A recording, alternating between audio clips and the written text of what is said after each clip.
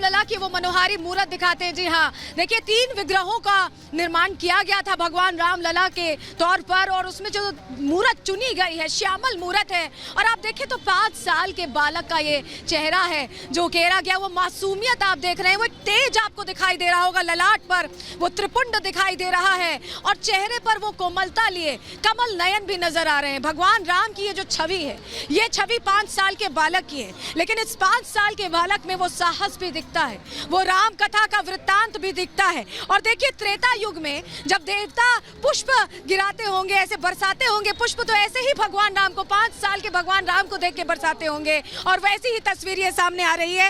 हर माँ अपने बेटे में ये मर्यादा पुरुषोत्तम राम की छवि को तलाशती है, वैसा ही चाहती है कि वैसा ही उनका बेटा हो। जो मर्यादा पुरुषोत्तम राम की जो कहानी है, जो आदर्श है, वो हर माँ चाहती है कि उसके बेटे में नजर आए। चलिए अब आपको बता देते हैं कि क्या कुछ खासियत है रामलला की इस मूर्त की।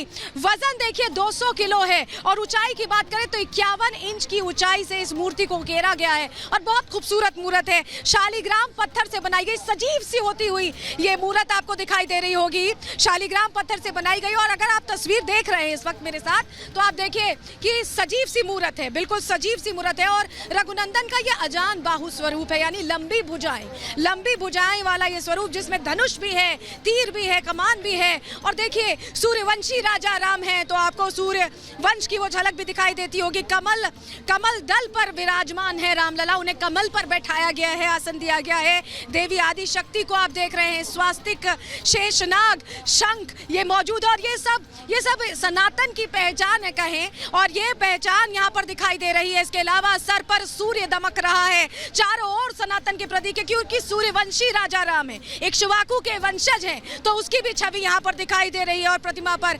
आभूषण है और अंग वस्त्र से उन्हें सुशोभित किया गया है। मनोहारी मूर्त है, ऐसी तस्वीर है जो आपका मन हर कर ले जाए। और यही तस्वीर देखने के लिए जो लोग ललायत हैं वो अयोध्या में बड़ी संख्या में पहुंच रहे हैं लगातार। और चलिए एक और तस्वीर आपको दिखाते हैं। प्राण प्रतिष्ठा को लेकर जो वैदिक मंत्रोच्चार चल रहा है उसकी तस्वीर हम आपको दिखा रहे हैं। परिसर के अंदर विधि विधान से आज चौथा दिन था अनुष्ठान का, और विधि विधान से इसे पूरा किया गया है। प्रक्रिया जो थी समारोह के चौथे दिन पूरी की गई है। पवित्र अग्नि को प्रज्वलित किया गया, हवन यज्ञ भी शुरू हो गए और पंडित मुख्य यजमान के साथ विधि विधान से सभी प्रक्रियाएं संपन्न करा रहे हैं। तस्वीरों में आप देख पा रहे हैं, और तस्वीरें अपने आप में बता रही है कि अनुष्ठान में जो चीजें अनिवार्य हैं, जो नियम है, जो हमारे धार्मिक ग्रंथ कहते हैं, उनका अनुपालन करते हुए आगे बढ़ा जा रहा है। तस्वीरें अपने आप में बेहद खास हैं। प्राण प्रतिष्ठा जिस तरह से हो रही है, हर दिन बढ़ने के साथ भगवान रामलला की प्रतिष्ठित होने का दिन करीब आ रहा है।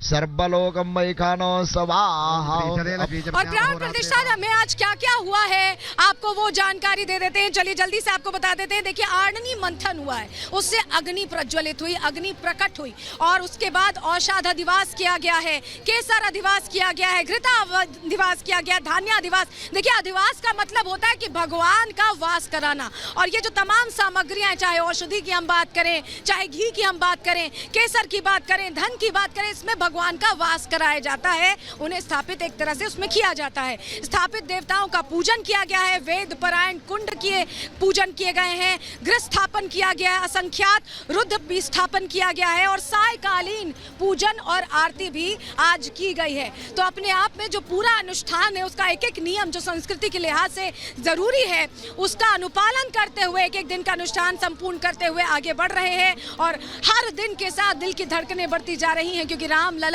अब उनकी जो आंखों की पट्टी है वो भी खोल दी जाएगी प्राण प्रतिष्ठा के दिन। लेकिन चलिए अब आपको बताते हैं, कहा जाता है कि दीन दयाल बिरुद संभारी, हरहु नाथ मम संकट भारी। जब कोई भी संकट आता है तो भगवान राम का स्मरण लोग करते हैं, उससे जो शक्ति मिलती है, जो बल मिलता है, वो अकल्पनीय होता है। और ऐसे में संकट ना आए प्राण प्रतिष्ठा के दौरान, इसको लेकर योगी आदित्यनाथ ने कमान संभाली हुई। देखिए तस्वीरें अब हम आपको दिखा देते हैं, 5 तस्वीरें आप देखिए। राम धाम में योगी आदित्यनाथ पहुंचे और उन्होंने अलग अलग जगह निरीक्षण किया, क्योंकि तैयारियों में कहीं कोई कमी की गुंजाइश अब नहीं है। हनुमान गढ़ी की अब तस्वीरें देखें, टेंट सिटी की देखें या नेपाली बाबा आश्रम पहुंचे, इसके अलावा रामलला की पूजा उन्होंने की, हर चीज उन्होंने एक एक ध्यान में रखते हुए की है। लेकिन देखिए रामलला की प्रतिष्ठा के चौथे दिन क्या क्या हुआ ये अब आप जान चुके हैं, लेकिन इस चौथे दिन की जो नैन अभिराम तस्वीरें, जो आंखों को सुख देने वाली तस्वीरें, वो कौन सा दृश्य है जो लोगों, करोड़ों लोगों के हृदय को आस्था में बांध गया, उन्हें मोहपाश में बांध गया, और वो सरयू में जैसे प्रवाह होता है वैसे ही भगवान राम के अपने एक तरह से भाव में प्रवाहित होना चाहते हैं। आपको रिपोर्ट के जरिए दिखाते हैं।